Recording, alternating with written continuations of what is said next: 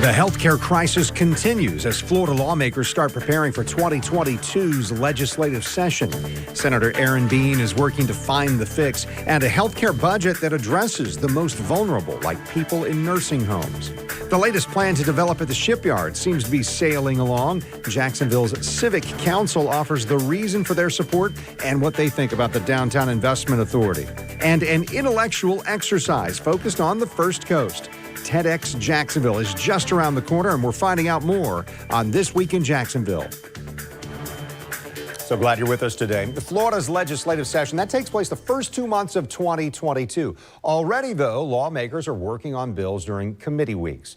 Joining us now, State Senator Aaron Bean, the Republican from Fernandina Beach. And Senator Bean, this is your final fling in 2022. I saw you say recently you want to finish strong as a senator. How do you do that in the next several months? Justice, first of all, a very good morning to you. It's great to be together, even though we're not together.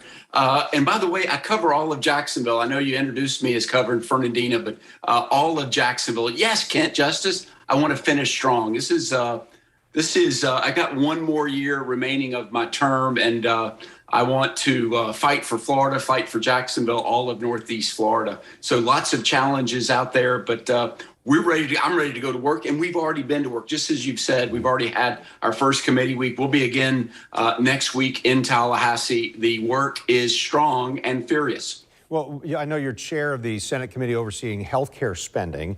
How do you handle the complications of Medicaid enrollment passing 5 million people, and then with the economy improving, or at least so we're told, plus billions of dollars from the federal government? Is there enough money to go to where you'd like to see it deployed for the state of Florida?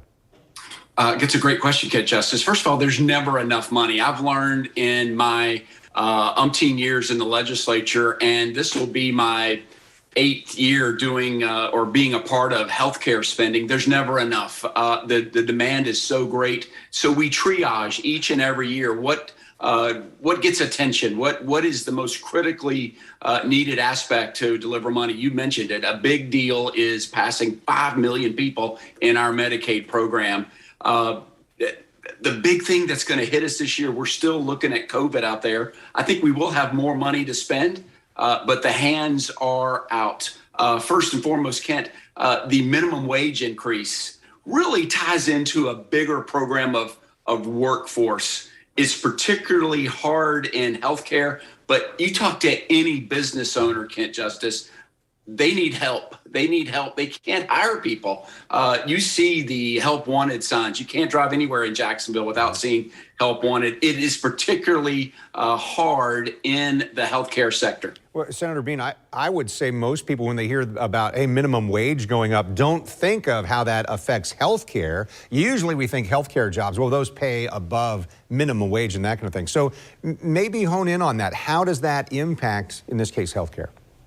We still have that, Kent. We still have a lot of vendors and providers that need to have their salary increased, and that's going to take front stage, I believe, particularly in healthcare with personal care of developmentally challenged folks that have to have an attendant with them all day. Many of them are still not where we need to be. They're leaving. They can make more money in fast food. Not to knock fast food, but that's the challenge we face. So we're going to look at increases there. But I've been already doing office hours and meetings. Virtually every sector of healthcare is struggling to meet the growing fast pace of inflation. So everybody is going to ask for increases. One of which is organ transplants.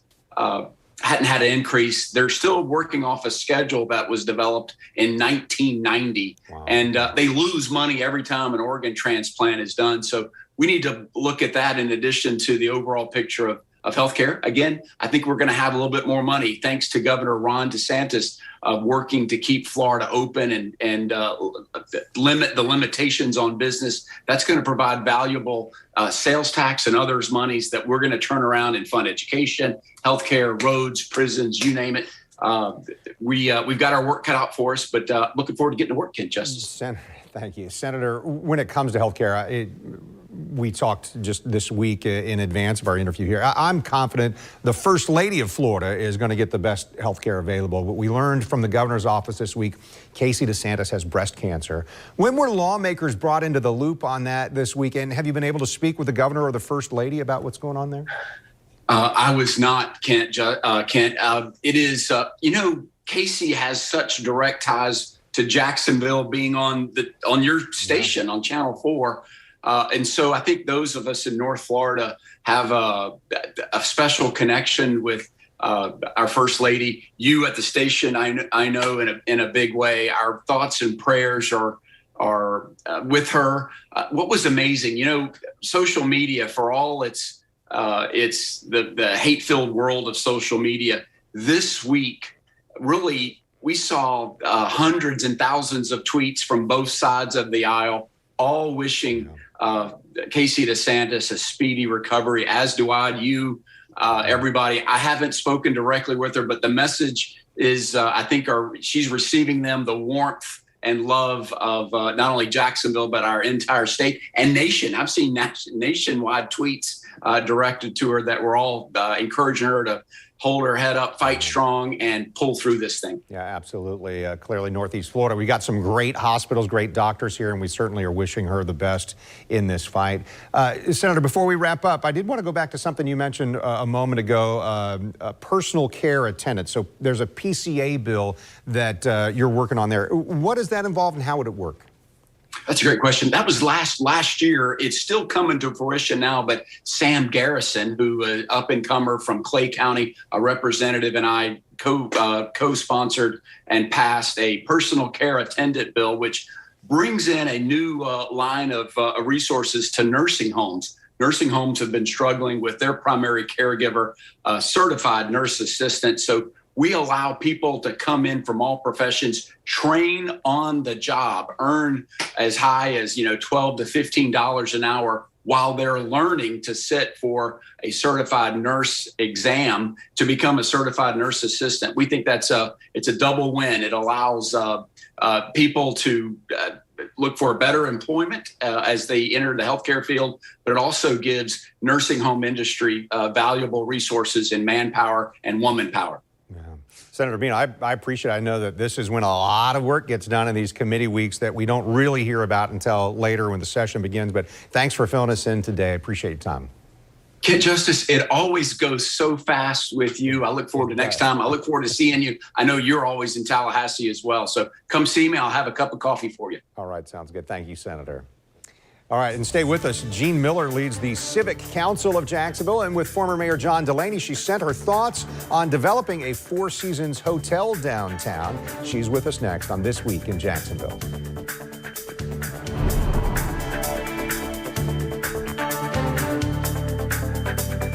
A short while ago, an injured worker left me a message that said, "You probably won't call me back. I'm just a nobody." Those words stunned me, and I called him right back. Nobody's a nobody, and no one deserves a better firm than you.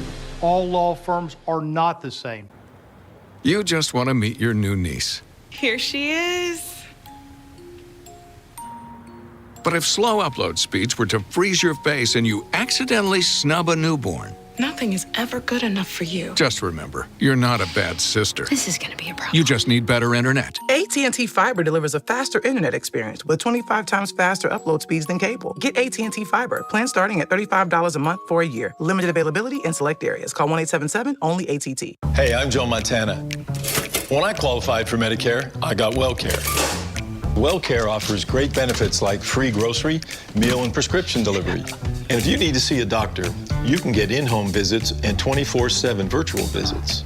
WellCare is no nonsense, just great benefits and none of the hassles.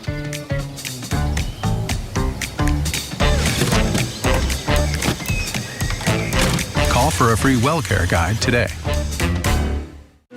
We know how hard you work for your family and your community.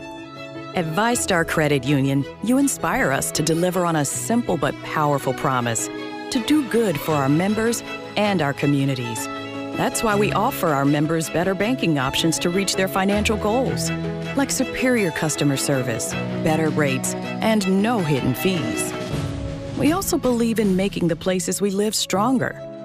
It's why we donate several $1 million to hundreds of nonprofits each year and promote financial education through our high school branch programs. Doing good can also lead to great things for our members: a first home, a child off to college, a loan to make your dream of starting a business a reality. Isn't that what banking should be focused on? We think so. Join the nearly 800,000 members who think so too. VyStar Credit Union. Do good. Bank better. It's not your fault that a hurricane destroyed your roof or a busted pipe ruined your kitchen. When the insurance company denies your claim or sends you a lowball offer, call the property insurance lawyers at Farah & Farah, and we'll fight to get you paid. Losers? I didn't have a chance. Mentally abused. University of Florida women's basketball players calling out a former coach. They say he abused them for years and no one blew the whistle. Was everyone afraid to say something? Everybody. Now, only on 4, one brave former Gator speaks her piece for the first time. Your coach that's supposed to love you and take care of you and bring you in, I had to get out of there. Cruelty on the Court, Monday at 5 p.m. on News 4 Jax. You're watching This Week in Jacksonville with Kent Justice. And we're joined in this segment by Gene Miller, President and CEO of the Jacksonville Civic Council. With Chairman John Delaney, you sent a letter to Mayor Lenny Curry and City Council President Sam Newby this week. So help us explain why does Civic Council support this Jaguars project out at the shipyards? Well, Ken, I think you know for almost 2 decades, developers have been talking about developing our former, the former ship repair basin downtown. And if anyone can do that, it's Shad Khan. This project is going to be a catalyst and it's going to be an anchor for our public park system in downtown Jacksonville. And, it has residents, it has a hotel, public park.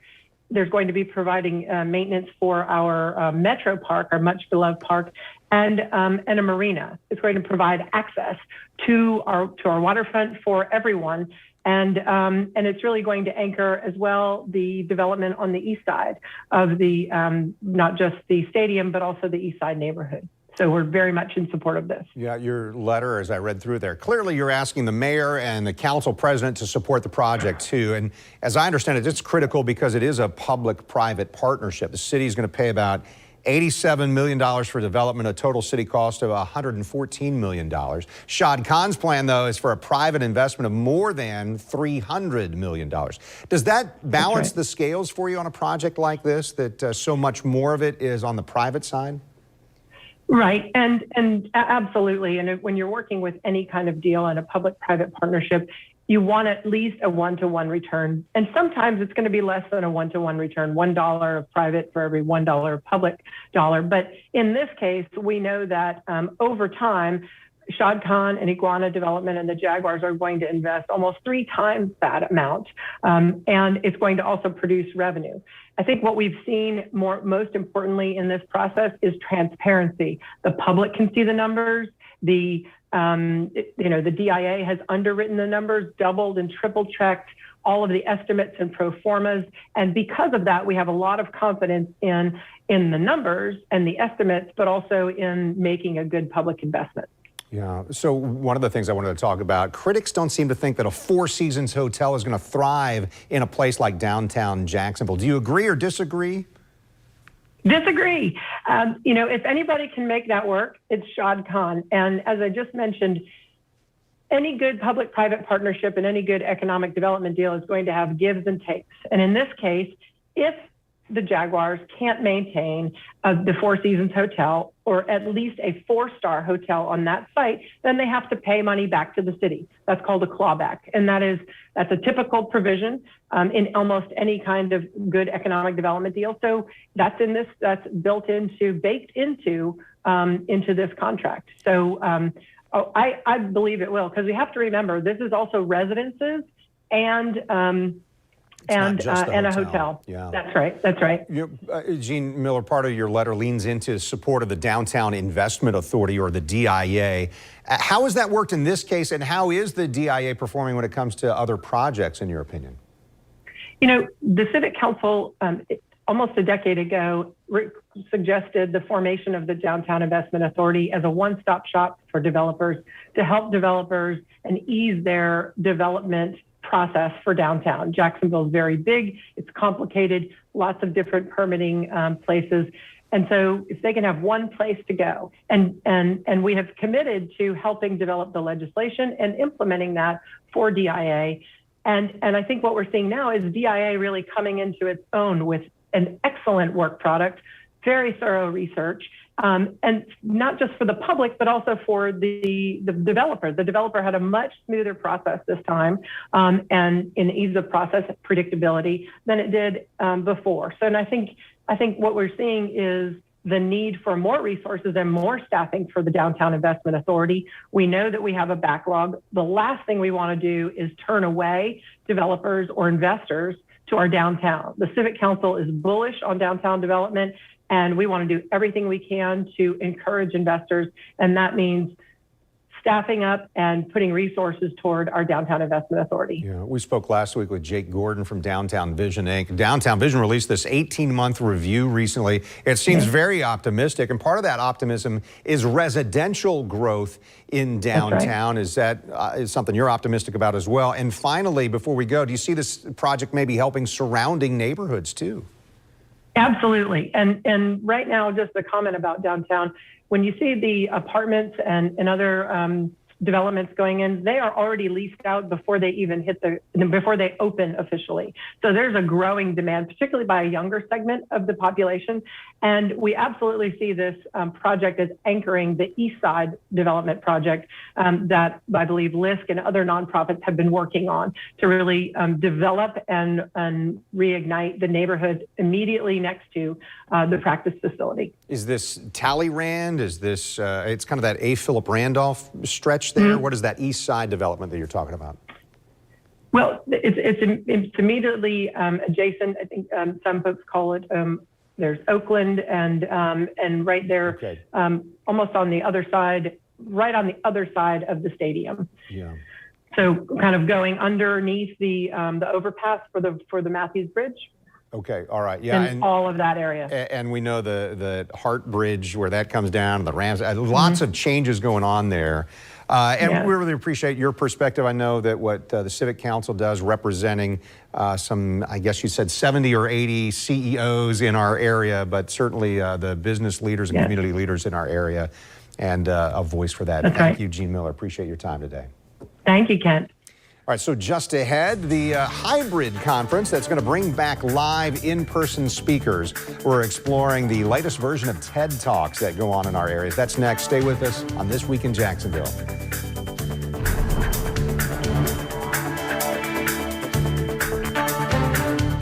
Watching my father build this law firm and practice law, he taught me hard work. There really is no substitute for hard work. I learned through the military a disciplined, focused approach that I took into how I practice law, in addition to a team approach that is not just one individual. You have to rely on your team. The hard work, the discipline, the focus, the results will come from that. Hello, I'm Mike Lindell, and as you know, my passion is to help each and every one of you get the best sleep of your life. That's why I created my new Giza Dreams bed sheets. I guarantee you they'll be the most comfortable sheets you'll ever own. With the Giza Dream Sheets, I'm getting the best sleep of my life. I do not like my sheets. I love my Giza Dream Sheets. I started by using the world's best cotton called Giza. It's only grown in a region between the Sahara Desert, the Mediterranean Sea, and the Nile River. It's ultra soft and breathable, but extremely durable. My Giza sheets also include full 21-inch wide pillowcases that will fit over any pillow and deep pocket sheets that will fit over any mattress. I guarantee you the first night you sleep on my sheets, you'll never want to sleep on anything else. MyPillow Giza Dream Sheets are available in a variety of colors and will be the softest, most comfortable sheets you will ever own. Call or go to MyPillow.com right now to take advantage of Mike's limited time offer. Use the promo code on the screen, and when you buy one set of Giza Dream Sheets, Mike will send you another set absolutely free. That's right, buy one set of Giza Dream Sheets and get another set absolutely free. Giza Dreams are made with the finest, most sought-after cotton in the world.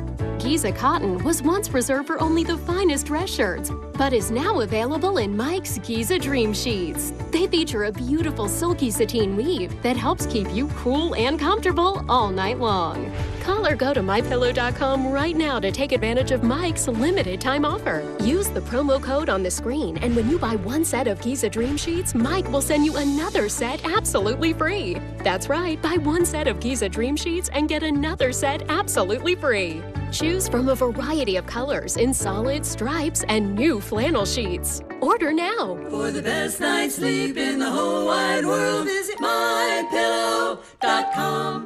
If you're suffering from many broken, failing, or missing teeth, or ill-fitting dentures, and thought there was no hope, let me show you how the D5 Teeth Implant Centers offer many a 7-day path back to ideal dental health with true permanent all-zirconia implant-supported teeth, not temporaries you wear for months like many centers offer. We routinely save patients months of their valuable time going to the dentist and thousands of dollars with D5 digital technology. You truly could be just 7 days from a whole new you.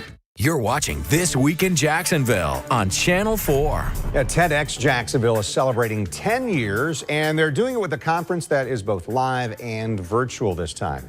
Executive producer and organizer Sabine Perways is joining us now. Sabine, I know this is not your day job, and no one with TEDx Jacksonville is an employee, so all of you volunteering. Tell me, how important is it to have a conference this year that is virtual and in person? Great to be with you. I feel like this year, more so than ever before, it feels like we're even more isolated and siloed.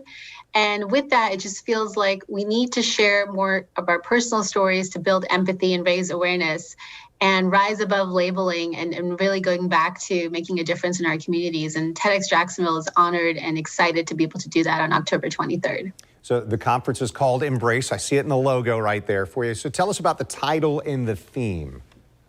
Well, one, it felt very obvious because everyone over the past 18 months was longing to give hugs and being able to meet with the people that they care about. But we wanted to look beyond that. You know, past 18 months have also showed us that innovation has taken over, and we've learned so much over the years. And we've held each other up, we've leaned on each other, and we've created space. And our speakers highlight some of the themes from the past 18 months, everything from student-led movements, patient perspective in healthcare, our mental health crisis, the rise in domestic violence, with October being Domestic Violence Month. And we really wanted to embrace to be able to capture the individual stories of all 8 of our speakers while also looking at our audience and everything that they've had to embrace over the past 18 months. Yeah, so 18 months since the last conference, and throughout the world, really, every organization during this time has needed to adapt or die. Tell us a little bit of the COVID-19 lessons learned for TEDx Jacksonville. You know, what's funny is our student conference, our first student conference last year was the week before COVID hit Florida and the world shut down. And after that, we had already reserved October's event and venue and made the decision to cancel. But what we did end up learning was our audience and the people that fund us and our, speakers did not want us to just go away and stay silent. And so we pivoted like a lot of organizations, and we ended up holding small, great conversations around racism with previous speakers and our team members to really have a safe space to have tough conversations and reached an audience far wider than just Jacksonville, across the country.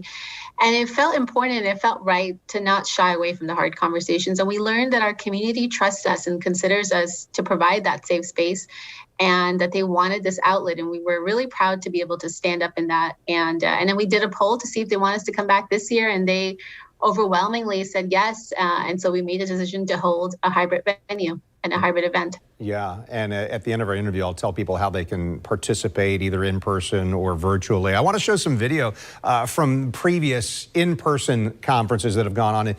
Sabine, one of the things that stands out to me, you can't miss how diverse the talent pool is here. The group of speakers, diversity not just racially, but also by gender, and certainly the topics. What does that mean to you, and how is that part of the personality of TEDx Jacksonville? It's something that we've continued to learn over the years. What does diversity mean? So like you said, it's not just race, it's youth, it's diversity of experience, and we really want to be seen as a space that provides outlets for different individuals to share their perspective, so our audience can make their own decisions. And I think that's the key component for our work. We want to make sure people learn just enough information that's researched, fact-based, to then be able to dig a little deeper themselves and come to their own conclusions rather than just listening to whatever they may be getting from anywhere else. But we want them to ask those questions themselves and become advocates for our community and the causes that they support. Yeah, certainly TEDx Jacksonville is about critical thinking. And that's one of the enjoyable things, I think, for people to participate, is to have those thoughts that are provoking. Tell me, Sabine, do you have a favorite moment of TEDx Jacksonville over the years, or is it a favorite impact on you personally, or is it for the community, or what is that for you? That's a really hard question because I can answer things from each year that I've done it. This is my 10th year, but I think the biggest moment from each conference is always that end of the day as people are walking up the aisles and going out the doors, and the smiles on their faces and how proud and passionate and connected they feel to Jacksonville. And personally, that's been what TEDx Jacksonville has done for me. I moved here 10 years ago from New York City. I didn't know anybody but my husband, and doing this work and giving back to my community helped me fall in love with it and discover all the great work that's happening there. And anytime someone says there's nothing happening, I just want to advocate and tell them to roll up your sleeves, dig a little deeper. There's plenty of amazing people and amazing work being done here. Yeah, it's been a few years ago now, but I got invited to be a panel, as you recall, that talked about some of the things going on in news media and that sort of thing. And that was what stood out to me, was this community that came together, said, I want to learn more.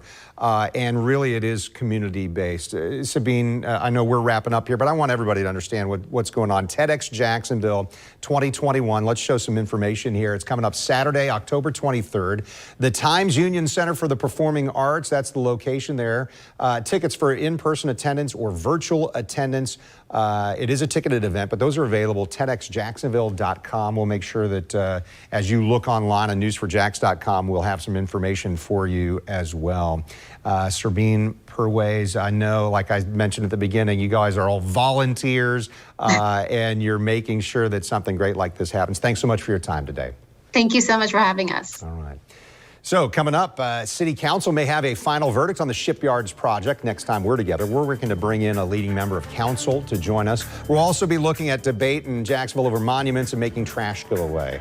This Week in Jacksonville airs each Sunday morning at this time. I'm Kent Justice. Thanks for watching on air on Channel 4 and the CW17 and online at newsforjax.com. See why every day